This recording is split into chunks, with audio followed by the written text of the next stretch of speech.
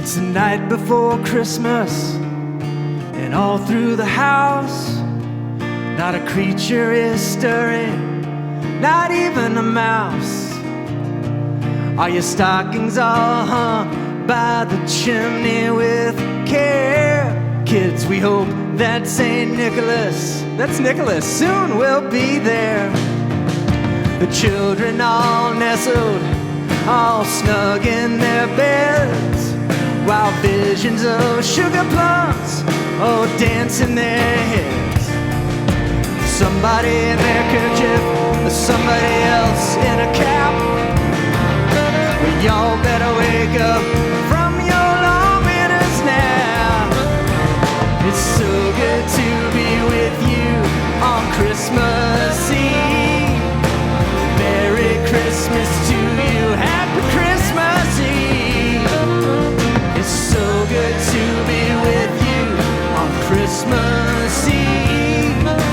Merry Christmas to you, Happy Christmas Eve.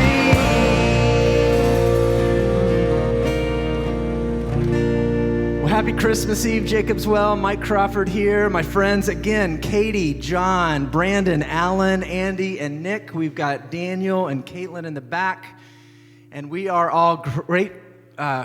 We're having a great time being here today. It's kind of like the 11 o'clock service tonight, and I've kind of lost my place and don't know where I am, but we're here with you. We're saying Merry Christmas. So glad to be joining you all in your home as we anticipate the coming of Christmas tomorrow. Well, as we start off tonight, I'm going to invite Katie, my friend Katie here, to light our Advent and Christmas candles on this holiest of nights, and I invite you to listen to this Christmas poem I just discovered this week. It's an old Polish Christmas poem. Power weakens as God is born for us on this dark world. Fire is frozen and time undone as God through Mary gives his Son. Poverty surrounds him there, for his crib a manger. Shepherds kneel in the hay before him, worshiping in stable bare. Son of God, lift your hand up high and grant your dearest blessing on us. Give us your gift of wisdom and bring to earth your kingdom in the sky.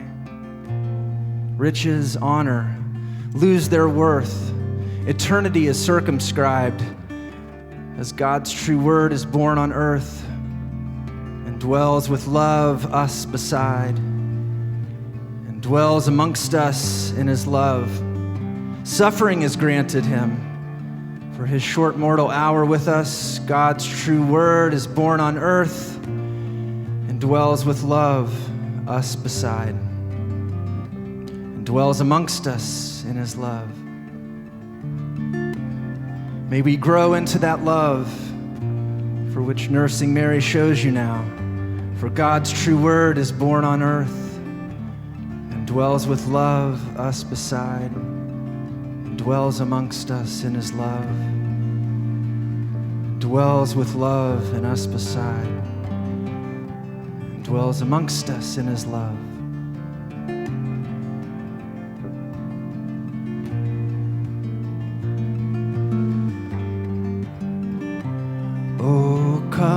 Oh come, Emmanuel.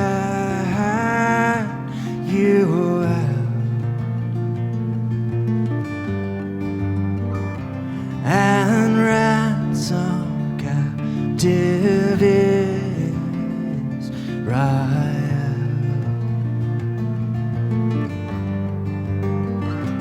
That mourns in lonely exile.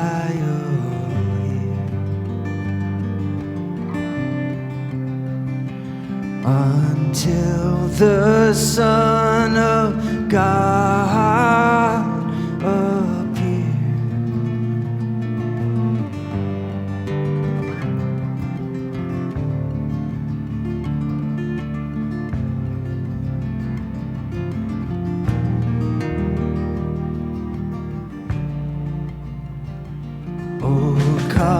thou day's spring calm and cheer.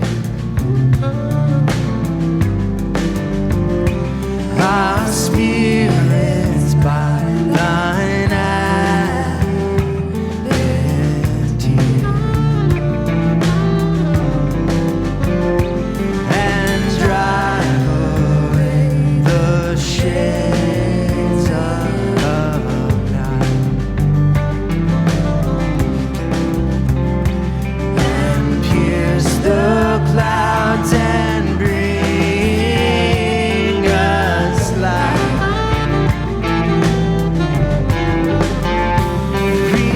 Rejoice, rejoice, Emmanuel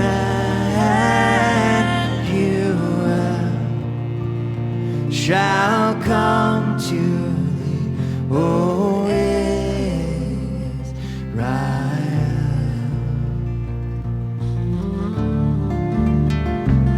Oh, come, desire of nations by. All people with one heart and mind. Bid envy, strife, and quarrel cease. Fill all the world with heaven's peace. Rejoice, rejoice, Emmanuel shall come to thee, O Israel.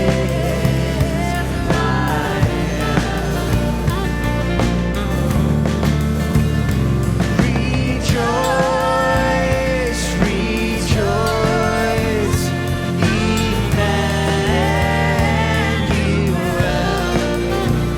shall come to thee, O Israel.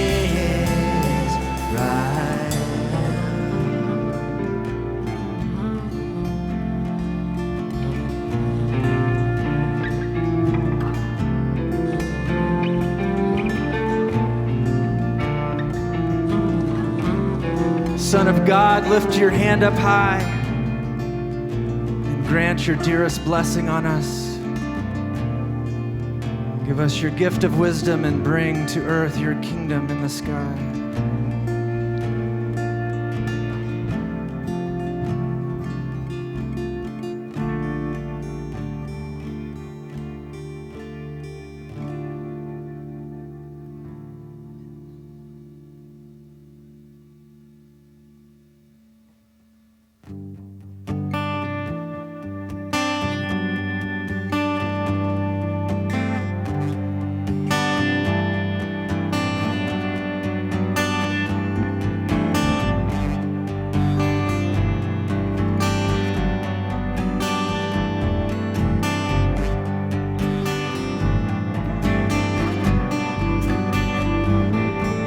It came upon a midnight clear, that glorious song of old, from angels bending near the earth to touch their harps of gold.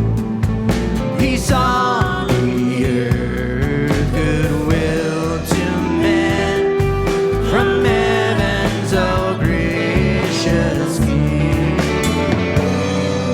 The world in solemn stillness lay to hear the angels sing.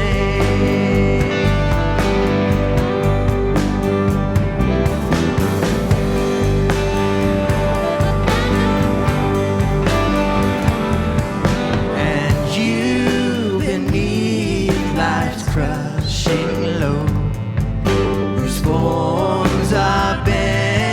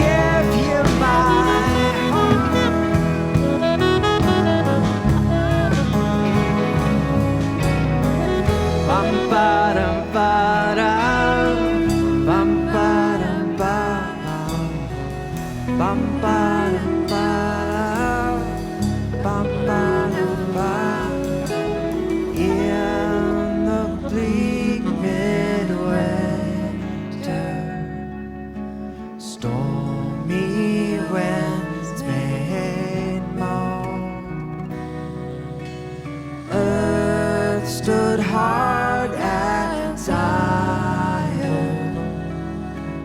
water like a stone. Snow had fallen, snow on snow, snow on snow on snow. In the bleak midwinter, long, long ago.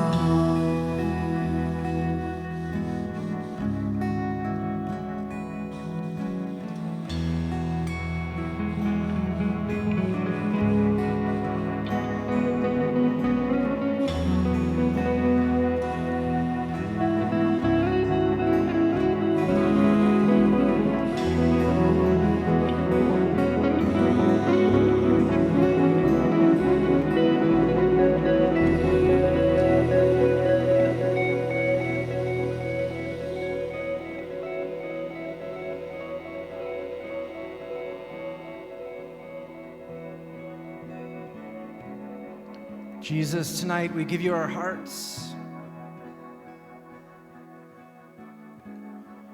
It's been a tough year, and we are all feeling weary. The word bleak resonating in a different way for us tonight.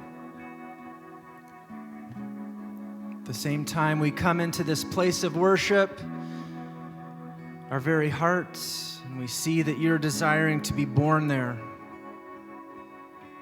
In our homes, amongst our families, amongst our friends, even those we consider enemies. Remind us tonight, this holy night, of how you came into our world. And teach us that you are still entering in, even in the darkness, even in the bleakest of winters. Give us light and hope and peace and joy and love tonight, and receive our worship. You are the King of Kings, and you are the Lord of Lords, and we praise you, Jesus.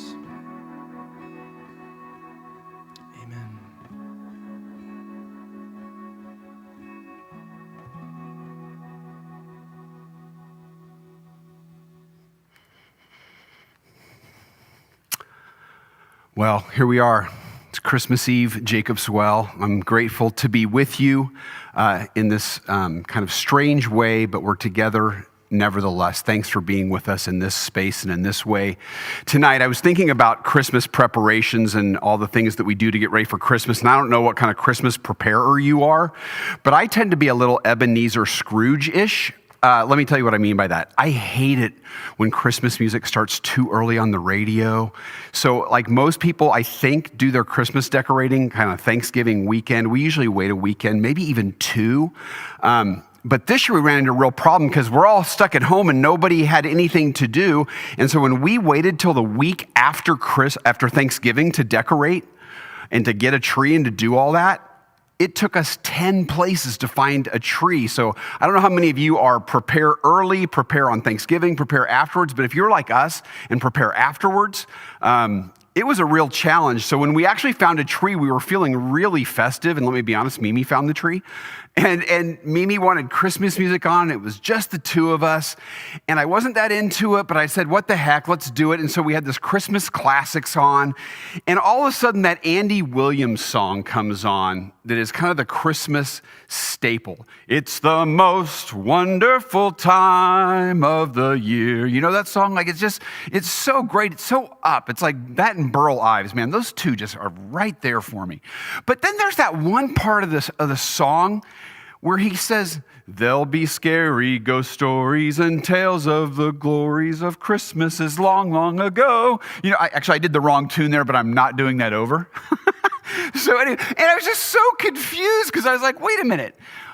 From what point of view are we telling scary ghost stories? And so it just seems so bizarre to me, and it always occurs to me that how bizarre that is. And so I actually learned this year, because I posted a question about it on Facebook, someone told me that that's actually a reference to Dickens and A Christmas Carol, and the fact that Ebenezer Scrooge, sometimes my patron saint, he is visited by the ghost of Christmas past, present, and future. And so that's what that's making a reference to. The telling of scary ghost stories is the Christmas Carol tradition of doing that at Christmas time, which is, I guess, kind of cool. It's still weird, but I thought it was kind of cool. But I was just thinking about it as I was getting ready for Christmas Eve and just thinking about that idea about being haunted.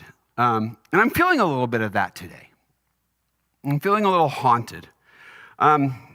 We've concluded the Advent season at Jacob's Well. We're sitting here on the cusp of celebrating Christmas. And for us around here, the Advent season, Christmas is always a time of immense creativity. There's something about the life and the verdance of Christmas that just generates for us as a church creativity. And so I was thinking about the ghost of our Christmas past, or maybe a better way to say it is the ghost of our Advent's past. And so today I want to revisit just some of the ways that we've celebrated Advent in the past. I think back to 2012. Adam referenced this in his Advent sermon about peace. The theme of the Advent series was Christ our peace, and this gorgeous dove was put up in the sanctuary, and you can see it both kind of up close, but then on Christmas Eve, just how powerful, how beautiful, how creative it looked, and it was just so amazing. Fast forward to 2015, we did this series called In the Land of the Living, and the idea of the Land of the Living is we went through the Old Testament prophecies that get named in the Gospels as of cities or villages that are welcoming Jesus into, or Messiah. And so we told the story of Christmas in the Gospels and of Advent from these different prophetic pronouncements that are being made to different cities in Israel's history, connecting the Old Testament and the New Testament. And we built these villages up on the altar. It was just gorgeous. Janelle Masson again did an incredible job doing that. We had these trees that you walked through. You can see on the right-hand corner the kids' choir. They sang from up there. It was just so beautiful. I wonder if you're remembering any of these. In 2016, it was kind of another extravaganza. We did a series called What If ... And we built this, well, here's the preparation for it. There's Bill down in the bottom. He's setting up the scaffolding because it's going to be enormous. And there's Janelle Maston, who does so much of our creative altar building. She's up on a ladder, kind of scary, yards of red fabric on the left. And then this amazing kind of theatrical thing. But then on Christmas Eve, holy smokes, it just glowed, the beauty, the majesty, the otherworldliness of it. We called that What If. And then in 2017, this was so fun, a little bit more playful. This was our felt mini-me, what we now call memojis, right? Our felt mini-me, it's called A Good and Generous Story, and we talked about how we're all participating in the good and generous story of the gospel that comes to bear in Advent and on Christmas, and everybody in the community made these little things, and we put them up, and each week it grew. You can see on the left, just beginning, there's our worship pastor, Mike Crawford's mini-me, and there's me up on the right-hand corner. And it was just really beautiful and really fun. And then 2018, we did one called A Kingdom Conspiracy, and we talked about the movement from despair to hope, and we kind of translated each week something like that. And so you can see the stripes of the fabric streamers coming down and the transition from something dark to something light, and you had these puzzle pieces. Nobody really knew what they were. They were just kind of geometric shapes, but then on Christmas Eve, they came together and formed a star that then lit up, and man, it was so fun to see people's eyes get wide at the kind of miraculous coming together of that story that symbolizes Easter. So those are some of the ways that I was thinking about just being together. And then I remembered, oh yeah, then there was 2014. And 2014 was probably my favorite. It was pretty interesting looking. It looked like this, which, doesn't seem all that extraordinary, but what we did that year, the sermon series was called Delivery, and we talked about different ways that things that God is delivering. And Mike Crawford and I on Christmas Eve, we both memorized parts of the Christmas story from 1 John and from Luke 2. And then we got to this point and we started reciting that story. And we said, in the beginning was the Word, and the sanctuary went dark, and all of a sudden the room filled with the stars. And it was incredible, especially dark at the 11 o'clock service.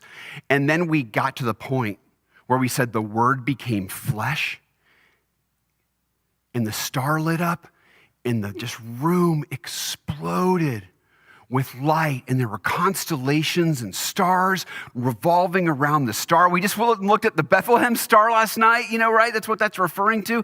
And it was just so powerful. Maybe one of my favorite memories ever at Jacob's Well, because the moment that we began to say the Word became flesh and the main star lights up, the gasps in our congregation from young and old alike just illustrated the majesty and the beauty and the surprise and the creativity that we're meant to experience in the reality of the incarnation of Jesus Christ. It's so good for me this year to go back and to be visited by these ghosts of our Christmas past, because it's very different today.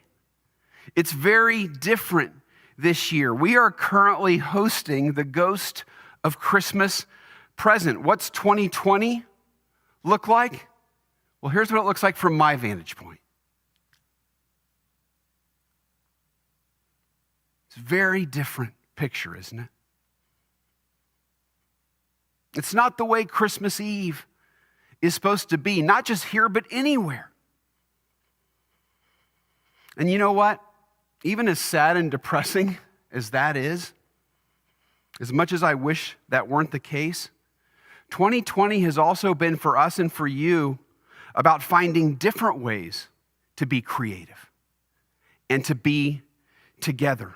And one of my favorite ways that we've done that as a community is actually something that our children's ministry put together last week. Jesse had an idea, and Mimi took it and ran with it and gave it to Sam Wright, who wrote a script. And then we did this live drive-through nativity. They had this vision, and they brought us all into it. They showed us this map of what it's going to look like in the parking lot. And you come through in your car, and you have the prophets and the angels and the wise men and Herod, who hates babies. And then we've got the shepherds and the innkeeper and the Holy Family with angels. And it was just going to be great. But even this picture could not predict the reality of what happened last Sunday afternoon with the folks at our church. Got some great pictures. There's our resident wise guy, Pastor Mike Crawford wrangling the camel, Gus. The Marcus is dressed up like Herod.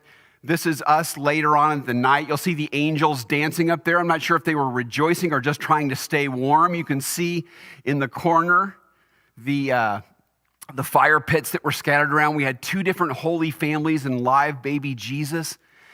And this is the best part.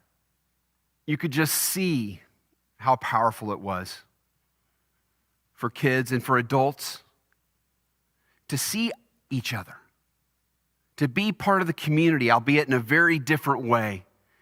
We had over 200 cars, and the line of cars stretched out down Wyoming, around onto Westport Road, frustrating some of the neighborhood, delighting others. But it was just really an amazing night. So that's something positive that we never would have experienced in 2020, were things business as usual. You guys, I have one other thing to say that's positive about 2020 here at the end of the year.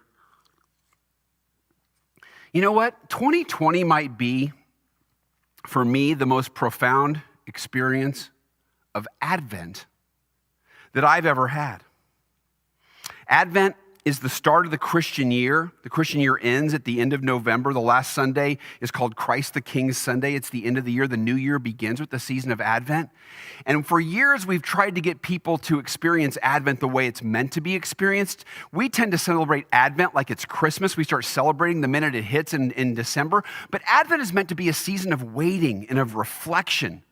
And it's meant to feel a little bit like the season of Lent that precedes Easter. So that when we get to Christmas and when we begin to celebrate the feast of Christmas with 12 days of Christmas, then we're really filling that space that has been left void by waiting for our King to arrive, for Messiah in the voice of a child, in the body of a child, in the story of a child. And one of the things that's really challenging as a church and as a culture for us as Christians to celebrate Advent is the fact that we have such a hard time emptying ourselves. We're busy, we're distracted, we've got good lives. It's hard to wait, and it's especially hard to wait in the season of Advent around Christmas time. But Advent is meant to be a season of waiting and a season of emptiness. And as alien as our experience of Christmas this season as a church is, as ghostly as it appears around here, this season of Advent, you guys, has not just been for me, but I think for all of us, our most faithful, true in the spirit of Advent season we've ever had as a church. Because we're all waiting. You know, it makes me think about the fact that Advent is also meant to symbolize Israel's time of waiting for Messiah. Israel spent over 400 years in captivity. Yes, first in exile in Babylon, but then after that, as they waited for the true king of Israel to come and rule when they were in the land. And so the ancient Israelites, you guys, see if any of these things that they would have experienced sound familiar to you today. Uncertainty, impatience, false starts, thinking they were finally going to be liberated, only to have their hopes dashed. Stalled hope, resignment, and not just for one family or one neighborhood or one generation, but generation after generation after generation after generation, waiting. We now understand how important prophecies became. Listening from any news from the future about when our living in exile might finally end. Well, gosh, that feels familiar. That's what we've been doing this season of Advent. And so we haven't been able to be busy. We haven't been able to be full. We've had to wait.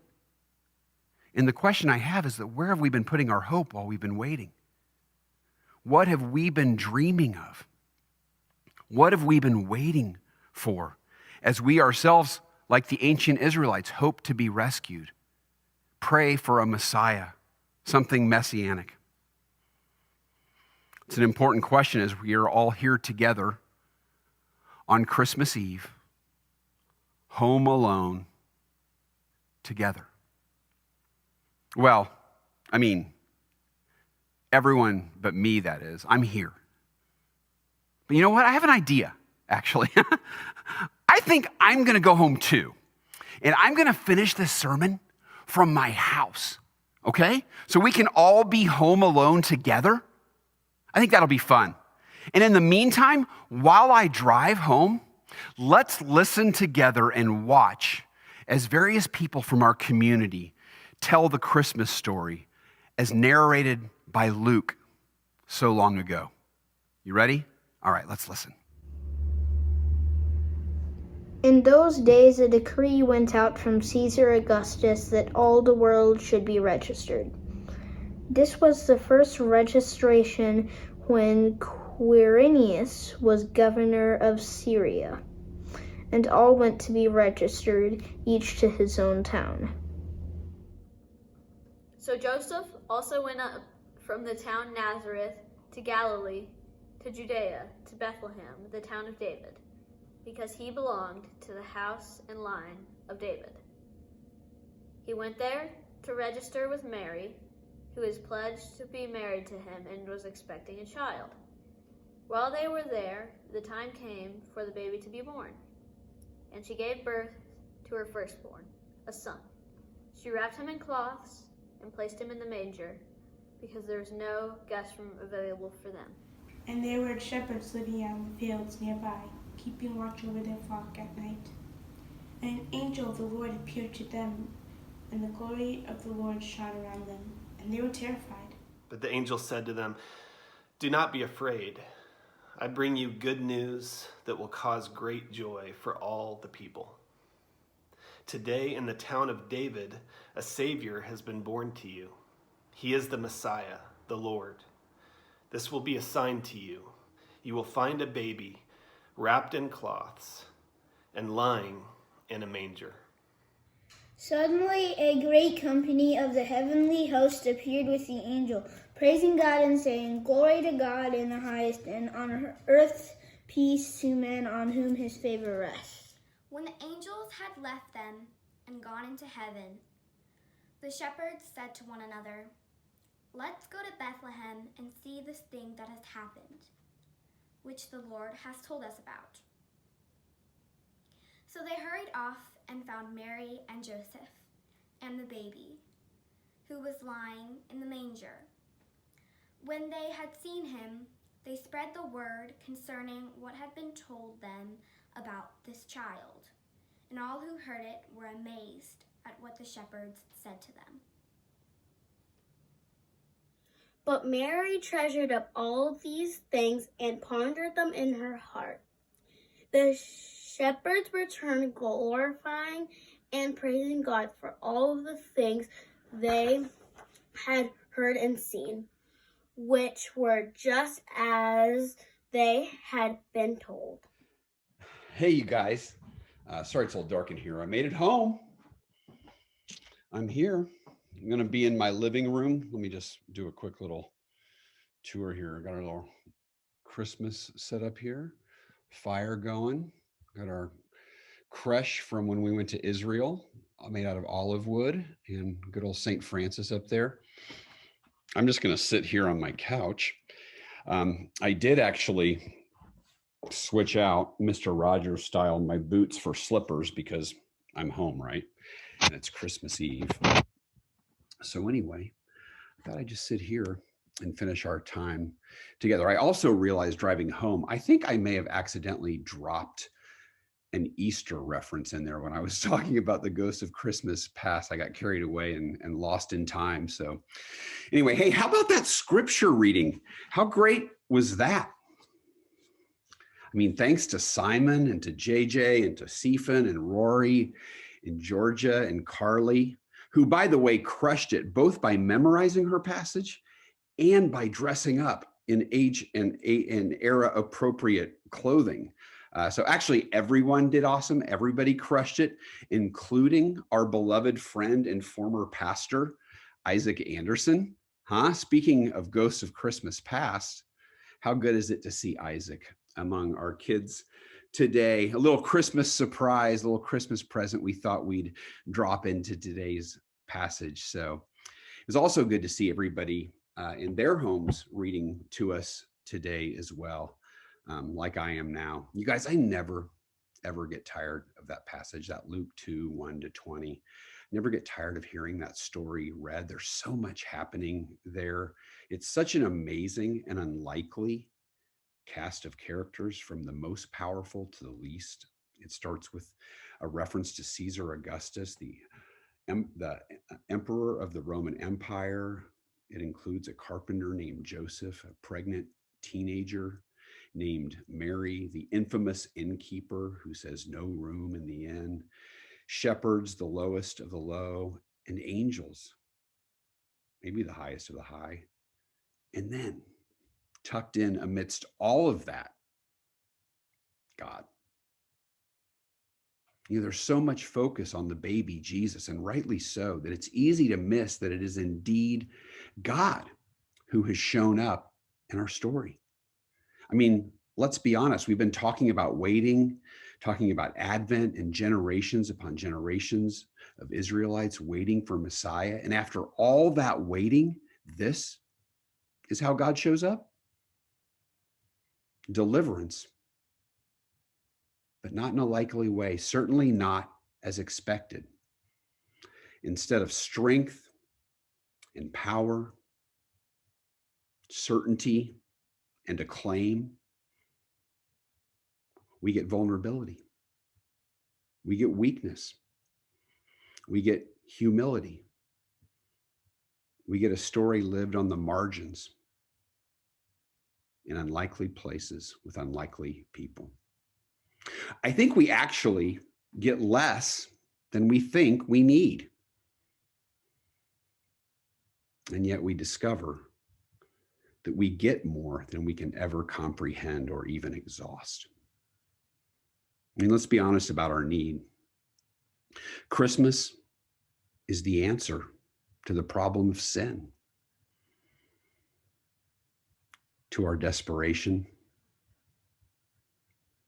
to our stuckness, to our brokenness. I was thinking about the lyric in O Holy Night, that soaring Christmas hymn, a thrill of hope, a weary world rejoices. Man, I identify with that idea of weariness and a weary world. We're not just a weary city or a weary church or a weary country. It's a weary world. And that's who Messiah comes for. Comes to a community and to a people and to a world overwhelmed in their need. You know, I was last Sunday afternoon after church home, probably like many of you are. I was actually sitting in this very place watching the Chiefs up there. And at first I thought it was going to be a relaxing game. We're up 2 scores against the New Orleans Saints. It feels like it's going to be an easy victory. And then, as in many of the games this season, it was not the case. And I don't know what you do when you get stressed out, but when I get stressed out, I'm very tempted during a game to open my phone and to get on Twitter and to start looking for people in the sporting world who tell me it's all going to be okay. And if I'm not on the hashtag Chiefs, it means I'm also scrolling through my normal Twitter feed. And when I was doing that, I came upon this tweet from this person. And I'm going to share my screen with you because I don't want to just read it. I want you to see it. I didn't recognize the name of the person who tweeted this, but the person who retweeted it is a pastor I follow who calls himself the pastor of misfit toys, which is also seasonally appropriate. And I love that picture. So I'm going to share my screen with you here and let you see. This is my complex audio visual setup at home here. I'm going to share with you this quote. So the woman's name is Hillary Dixler Canavan, and it's retweeted as you see there by the pastor of Misfit Toys. And she writes this: my husband said something that's really helped me to think about where everyone is at emotionally, why everyone seems mad at you or like you can't do anything right. Everyone needs more than anyone can give right now.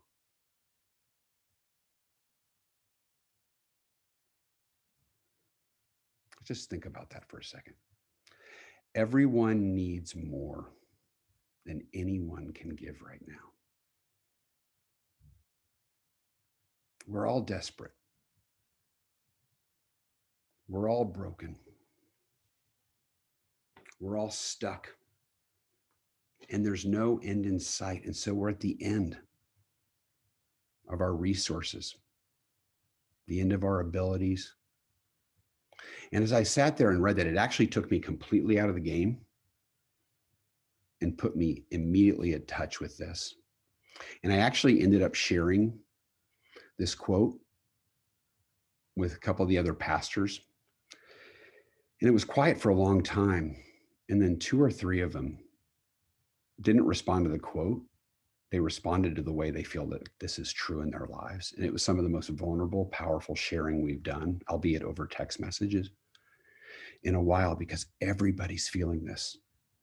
We're feeling it in our own lives personally. We're feeling it in our roles, whether as parents or children or friends, our professional roles, whether we're in the medical field or teaching or anything, honestly. Everyone needs more than anyone can give right now. And those of us who are trying to give too, we realize that as well. And so we feel like no matter what we do, it's not enough when we're trying to help meet people's needs. We're both empty, and when we try to help, it's not enough. Do you feel this? Because I really do. You guys, I share this because this is precisely where Jesus shows up. It's precisely what Christmas is about. This is where God is. The God that was prophesied and promised by the prophet Isaiah amidst the long, dark wait. What did he say? He shall be called Emmanuel, God with us. The God who comes to his people in vulnerability and weakness and humility. The God who comes to people who are vulnerable, weak, humble, or humbled, whether by choice or by circumstance. Emmanuel, God with people like you and people like me, we who are empty, have nothing left, have nothing more to offer, who are not even clear about what we ourselves want or need. It's the God who comes to people, those of us who are hurting, lonely, sad, let down, disappointed, overwhelmed, and tired. It's the Christmas story. You know, we sang the Christmas hymn today, In the Bleak Midwinter. If ever a Christmas hymn matched a moment, it's this year. In fact, it's not my favorite Christmas song. I like it, but there's something about it this year that even though it's beautiful and has left me cold in the past, it hits me today. In the bleak midwinter, frosty wind made moan. Earth stood hard as iron, water like a stone. Snow had fallen, snow on snow, snow on snow on snow. In the bleak midwinter, long ago. And then this final line, which sometimes strikes me as cheesy, but this year, man, it's rich. What can I give him, poor as I am? If I were a shepherd, I would bring a lamb. If I were a wise man, I would do my part. Yet what can I give him? Give him my heart.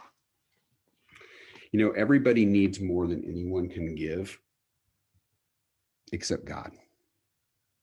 The God who can give infinitely more of himself than we know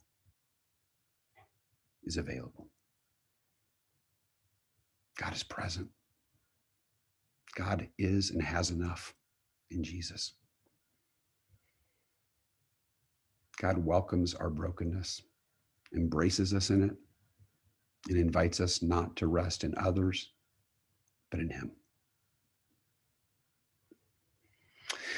You know, I think about that final line, what can I give him? And I think about something we decided to do this year, because one of the things that we do every year at the end of the Christmas Eve service is we sing Silent Night. It's not particularly original. Most churches do it. We light a candle, and yet it's always beautiful, especially when the sanctuary is done up creatively and beautifully like it often is. And we can't do that this year. But we decided we wanted to do something creative and important anyway. And so Mike put out a call to the community and asked people to record themselves singing Silent Night.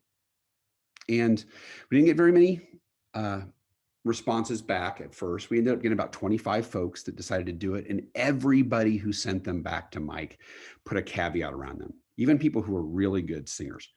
This isn't very good. We probably tried it 3 or 4 times and we never sounded very good, but we're just going to kind of put this out there. And Mike said that when he heard most of them, including his own, he agreed. He really wasn't very clear about what was going to happen. But a woman in our church who's also a musician, really creative and really generous with her time, took on the task of editing them all together. And in a minute, you're going to see what it came up with. We bring what we have, empty, broken, our best efforts, and somehow we find a God who meets us there in Jesus. Jesus, we offer ourselves to you. We thank you for meeting us this year, in this season, in this way. We ask you, Lord, to supply what we can never supply or even others can supply for us. We worship you this night on Christmas Eve. Amen. Hey, Merry Christmas, you guys. Now join with us as we sing together, Silent Night.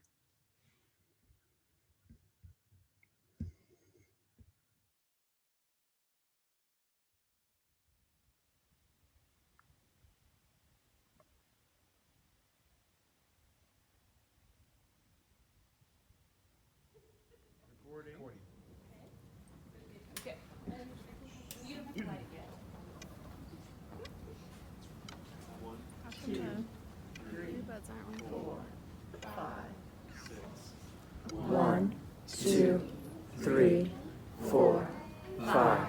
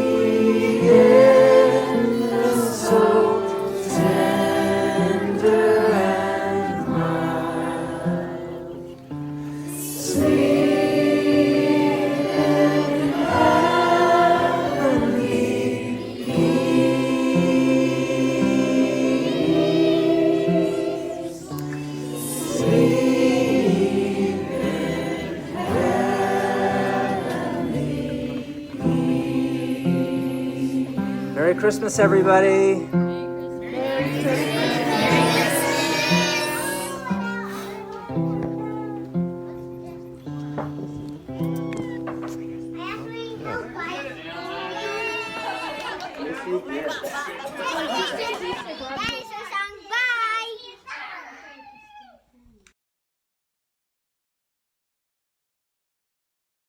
The sun, the moon, the stars all began to swoon.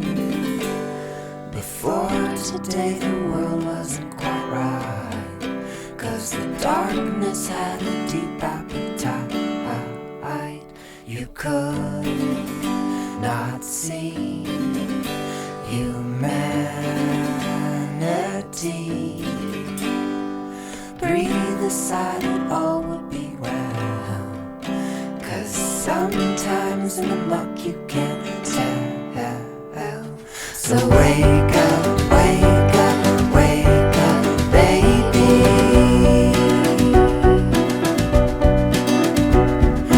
We're all banking on being a mystery. We'll probably try to tame you like we try to tame the sea. Crazy, yeah.